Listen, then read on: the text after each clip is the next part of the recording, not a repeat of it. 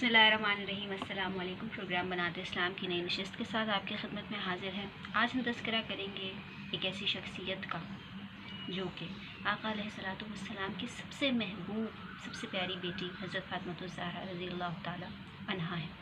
हज़रत फ़ातिमा ज़हरा रज़ियल्लाहु ताला अन्हा की वालिदा हज़रत खदीजतुल कुबरा रज़ियल्लाहु ताला अन्हा है। हज़रत फ़ातिमा ज़हरा आका अलैहिस्सलातु वस्सलाम की बहुत ही प्यारी, बहुत ही लाडली बेटी थी। सबसे छोटी बेटी होने की वजह से बेइंतहा मोहब्बत, बेइंतहा प्यार, बेइंतहा क़ुर्बत आका अलैहिस्सलातु वस्सलाम की हासिल रही। रिवायात में अक्सर पढ़ा जाता है कि जब हज़रत फ़ातिमा ज़हरा आका अलैहिस्सलातु वस्सलाम के पास तशरीफ़ लाती तो आका बहुत मोहब्बत से हज़रत फ़ातिमा ज़हरा के लिए खड़े हो जाया करते, उनसे मोहब्बत का इजहार किया करते। कहीं जाते तो सबसे पहले हज़रत फ़ातिमा ज़हरा रज़ियल्लाहु ताला अन्हा से मुलाकात करते।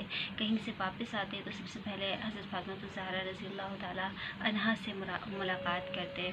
बहुत सी रिवायात में ऐसी बातें हमें पढ़ने को, हमें सुनने को, हमें जानने को मिली हैं। हज़रत फ़ातिमा ज़हरा रज़ियल्लाहु ताला अन्हा का निकाह आका अलैहिस्सलातु वस्सलाम ने हज़रत अली करमुल्लाहु वजहुल करीम, जो कि आका अलैहिस्सलातु वस्सलाम के चचाज़ाद भाई भी थे, उनसे किया। आका अलैहिस्सलातु वस्सलाम हज़रत अली से भी बेपनाह मोहब्बत करते थे और अपनी बेटी हज़रत फ़ातिमा ज़हरा रज़ियल्लाहु ताला अन्हा से भी बेइंतहा मोहब्बत किया करते थे। जब हज़रत फ़ातिमा रज़ियल्लाहु ताला अन्हा का निकाह हुआ तो आप लोगों को सुन के हैरानी होगी इस बात पे। अगर इसको आज के माशरे से रिलेट किया जाए, हम कहते हैं जी हम मुसलमान हैं, आका अलैहिस्सलातु वस्सलाम की उम्मती हैं, हमारा जो ज़िंदगी का मकसद है वो इस्लामी उसूलों के मुताबिक ज़िंदगी गुजारना है। ये फतवे हम दूसरों पर लगा देते हैं, भाई शादी में इतना ख़र्चा करने की क्या ज़रूरत है, सादगी से निकाह करो, अपने जैसे लोगों में, अपने जैसे कबीले के लोग देखो और उसमें अपनी बेटी को ब्याह दो। तुम जहेज़ नहीं जमा कर रही अपनी बेटी के लिए, तुमने ये जमा नहीं किया, तुमने वो जमा नहीं किया। ये हम आज के माशरे की बात करें कि हमारी जो शादियाँ हैं वो इस तरह की शादियाँ होती हैं कि उन शादियों का कर्ज उतारने के लिए बापों की पूरी ज़िंदगियाँ सर्फ हो जाती हैं। सैयदा कौनैन, जन्नत की ख़वातीन की सरदार, उसकी शादी किस तरह से हुई और उनको जहेज़ में क्या क्या कुछ दिया गया, इसकी थोड़ी सी तफसील आपको बताती चलूँ। मिस्री कपड़े का एक बिस्तर था जिसमें ऊन भरी हुई थी, ये आपके जहेज़ में शामिल था। चमड़े का एक तकिया था जिसमें खजूर की छाल भरी हुई थी। मिट्टी के 2 बर्तन थे या गढ़े थे जिनमें पानी रखा जा सकता था। एक मशकीज़ा था, एक प्याला था, एक चक्की थी जिसमें आटा या सत्तू पीसा जा सके, एक जाए नमाज थी, 2 चादरें थीं और चांदी के 2 बाजूबंद थे। ये था हज़रत फ़ातिमा ज़हरा रज़ियल्लाहु ताला अन्हा का जहेज़ जो कि उनको दिया गया था। ज़िंदगी में हज़रत फ़ातिमा ज़हरा रज़ियल्लाहु ताला अन्हा ने ऐसी ऐसी मिसालें कायम की हैं कि अगर हम उनकी शख्सियत का जायज़ा लें, अगर हम बेटियां उस शख्सियत का जायज़ा लें, उनकी शख्सियत का मुताला करें तो हमें मालूम होगा कि एक कामयाब औरत किस तरह से अपने घर को मैनेज करके चल सकती है। हज़रत फ़ातिमा ज़हरा रज़ियल्लाहु ताला अन्हा की औलाद से पूरी दुनिया की, पूरे दीन इस्लाम की बका है, नस्ल है। इमाम हुसैन रज़ियल्लाहु ताला अन्हु ने करबला के मैदान में जो कारनामा अंजाम दे दिया, सजदे में सर कटा दिया, नाना के दीन को बचा लिया, हक़ अदा कर दिया, उस शहज़ादी जिसको जन्नत की ख़वातीन का सरदार कहा गया है, जिसके बेटों को नौजवानाने जन्नत का सरदार कहा गया है, जिसका शौहर शेर खुदा के लक़ब पर है, शेर खुदा का लक़ब पा गया, दुनिया में सबसे बहादुर इंसान, दुनिया में सबसे इल्म इंसान, आका अलैहिस्सलातु वस्सलाम की बात, जिसका बाप तमाम नबियों का सरदार, जिसके बाप के लिए पूरी दुनिया बनाई गई। एक दफ़ा अफ्तार के वक्त रोटी बनाती हैं, एक रोटी हज़रत अली की खिदमत में पेश कर देती हैं, हसन और हुसैन को एक एक रोटी दे देती हैं, आधी रोटी खुद खाती हैं और आधी रोटी चादर में रख कर घर से बाहर निकलती हैं। तो अली करमुल्लाहु वजहुल करीम कहते हैं कि तुमने भी रोज़ा रखा हुआ था, तुमने आधी रोटी क्यों खाई? जाती हैं अपने बाबा के पास और कहती हैं کہ میں نے سوچا کہ پتہ نہیں میرے بابا نے افطار کیا ہوگا یا نہیں کیا ہوگا، تو آقا علیہ الصلوۃ والسلام ارشاد فرماتے ہیں کہ 3 دن سے تمہارے بابا نے بھی کچھ نہیں کھایا۔ جنت کی خواتین کی سردار، پوری کائنات، پوری دنیا آپ کے خاندان کے لیے بنائی گئی، اس طرح سے انہوں نے اپنی زندگی گزاری۔ ایک بہت ہی مشہور بات جو ہم بہت ہی مشہور واقعہ جو ہم پڑھتے ہیں کہ حضرت فاطمہ الزہرا رضی اللہ تعالیٰ عنہ کے سر کے 2 بال باہر آ گئے تھے تو سورج نکلا نہیں تھا، اتنی باپردہ خاتون۔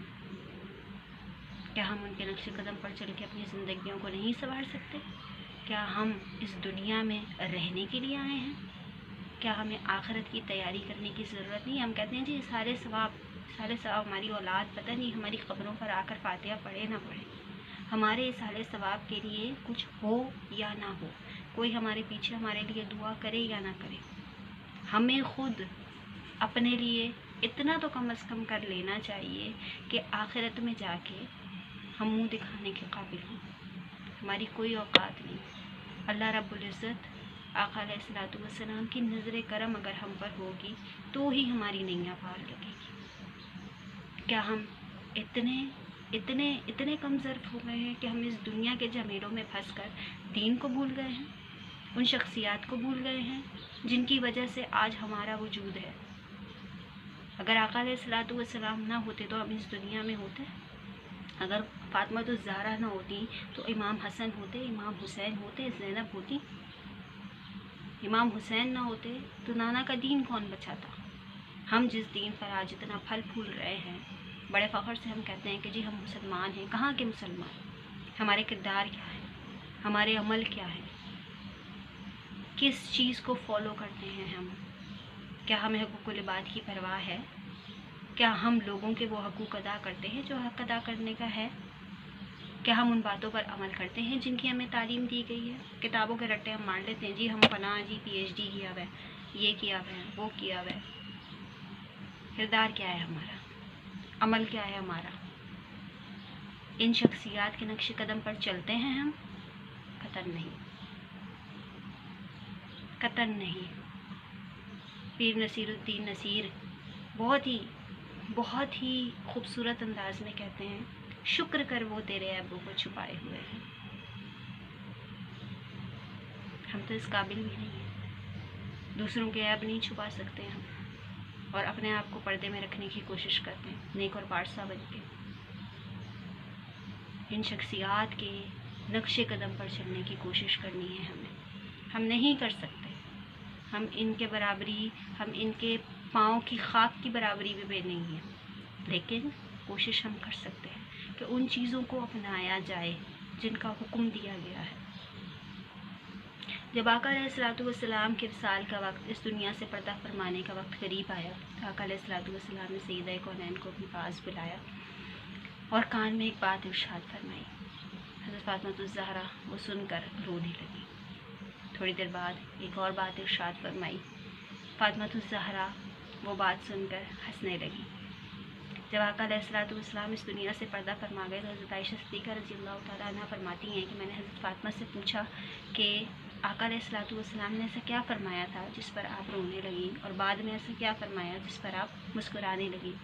تو حضرت فاطمہ الزہرا فرماتی ہیں کہ پہلی دفعہ آقا علیہ الصلوۃ والسلام نے مجھ سے کہا کہ میں اس دنیا سے پردہ فرمانے والا ہوں، اس وجہ سے میں رونے لگی۔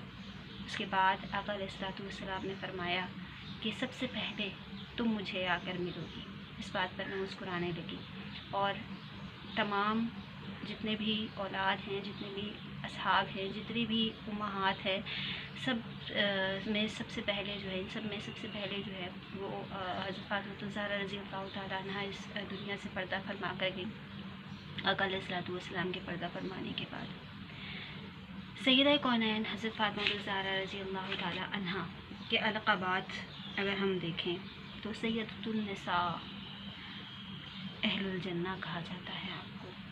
زہرا، بتول، زکیہ، مطہرہ، راضیہ، مرضیہ، طاہرہ ان کے القابات ہیں۔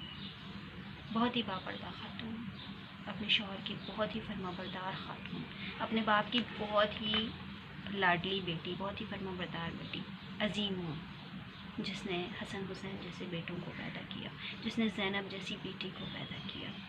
آپ کا وصال 3 رمضان المبارک کو ہوا اور آپ کی نماز جنازہ جو ہے وہ رات کے اندھیرے میں اٹھائی گئی، کیونکہ یہ آپ کی وصیت تھی کہ عورت پردے میں ہے، پردے میں آئی ہے اور پردے میں اس دنیا سے رخصت ہونے لگی۔ ایک روایت میں آتا ہے کہ قیامت کے دن جب حضرت فاطمہ الزہرا رضی اللہ تعالیٰ عنہ کی سواری آئے گی تو تمام لوگوں سے نظریں چکانے کا کہا جائے گا کہ شہزادی یہ کون ہے، ان کی سواری آ رہی ہے۔ آخر میں ایک حضرت فاطمہ الزہرا کی خدمت میں ایک بہت ہی خوبصورت کلام محمد علی ظہوری صاحب نے لکھا ہے، اس کو پیش کرنے کی کوشش کروں گی۔ اس کے کچھ اشعار: پڑا ہوں در پہ تیرے مثل ماہ یا زہرا، ملے فقیر کو خیرات جاہ یا زہرا، تیرا وجود ہے لا ریب مرجائے سعادات، ہے تیری ذات سعادت پناہ یا زہرا، تیرے حسین کا کردار دیکھ کر اب تک پکارتے ہیں ملک واہ واہ یا زہرا، تیری جالیوں کے نیچے تیری رحمتوں کے سائے، جسے دیکھنی ہو جنت وہ مدینہ دیکھ آئے،